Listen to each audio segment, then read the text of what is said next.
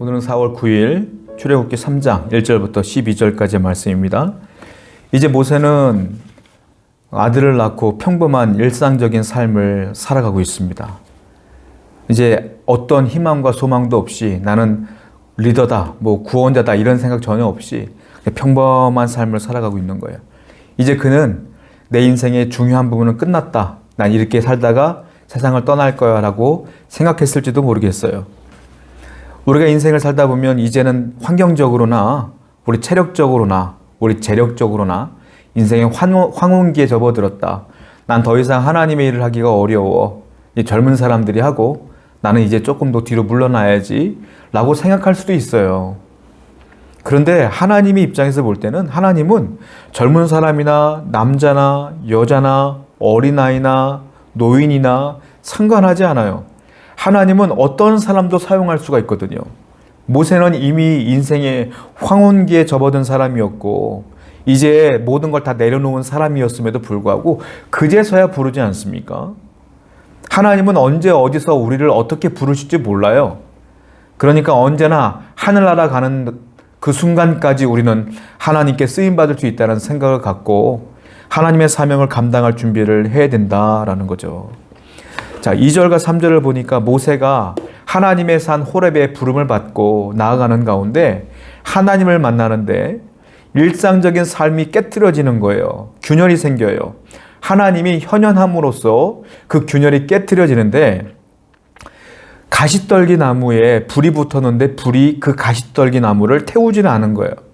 너무 신기한 장면이다 보니까 모세가 그 앞으로 한 발짝 두 발짝 나가게 되죠. 그때 음성이 들려요. 하나님께서 내 앞으로 오지 말아라. 여기는 거룩한 땅이니 네 신을 벗으라. 이 말씀을 하시는 거예요. 모세는 그 말씀을 처음 듣고 너무 충격에 빠진 거예요. 자, 이 일상적인 평범한 일상이 균열이 생겼는데 하나님이 현현하심으로 균열이 깨진 거다. 여러분들의 일상생활 속에서 하나님이 임재하시는 순간에 여러분들의 일상의 삶은 균열이 생겨요. 그러니까 하나님이 언제 임할지 누가 알겠어요?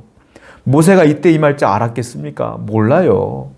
그러니까 우리는 항상 하나님이 임재하시고 역사하실 걸 기대하며 살아야 된다라는 거죠. 근데 모세를 부르시면서도 모세가 가까이 오는 걸 거부하셔요. 왜 그렇습니까? 하나님은 거룩한 분이기 때문에 죄와 섞일 수 없기 때문에 너는 죄인이기 때문에 내 앞에 올 수가 없다라고 말해요. 6절 말씀 보니까 모세가 그 말을 듣고 하나님을 배웠기를 두려워하여 얼굴을 가렸다. 이렇게 표현되고 있어요. 그렇습니다. 하나님의 얼굴을 보기가 두려운 거예요. 여러분, 우리가 인생을 살아가는데 하나님 앞에서 하나님과 가까이 가면 가까이 갈수록 뭐가 드러나냐면 우리의 악한 것과 우리의 죄성이 드러날 수밖에 없는 거예요. 하나님과 가까이 할수록 하나님과 가까이 하면 할수록 내가 죄인인 걸 깨닫는 거예요. 하나님과 멀어질수록 내가 죄인인 걸 몰라. 그러니까 하나님과 멀어진 사람의 특징은 뭡니까? 내가 죄인인 걸 모르니까 회개를 안 하고 하나님께 무릎을 꿇지 않는 거죠. 하나님과 가까이 할수록 하나님의 거룩함 속에 내가 거함으로써 내 죄성을 알기 때문에 항상 어떻게 해요? 회개하며 그 앞에 엎드릴 수밖에 없다. 여러분들은 어떻습니까? 내 죄를 늘 깨닫고 하나님 앞에 회개합니까? 아니면 내가 죄인인 것도 모르고 매주일 나와서 예배드리고 돌아갔다 또 예배드리고 돌아갔다 이렇게 잘 살고 있다가 착각을 하고 있습니까? 하나님과 멀어진 사람과 가까운 사람의 차이는 내가 죄인인 걸 아느냐? 죄인인 걸 모르냐? 이 차이다. 모세는 자기 죄성이 드러나니까 그 자리에서 엎드렸다라는 거예요.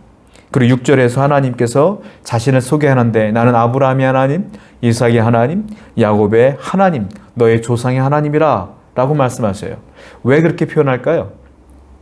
아브라함에게 약속하신 것, 이삭에게 약속하신 것, 야곱에게 약속하신 것 다 기억하는 하나님이라. 다른 말로 나는 신실한 하나님이라. 그래서 내가 그들에게 약속한 것을 이루기 위해서 너에게 나타났고, 다른 말로 말하면 지금 이스라엘 백성들이 겪고 있는 그 고통과 어려움들을 내가 다 알고 있다 이 말이에요.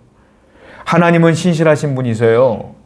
여러분들의 근심과 두려움과 아픔을 다 알고 계셔요.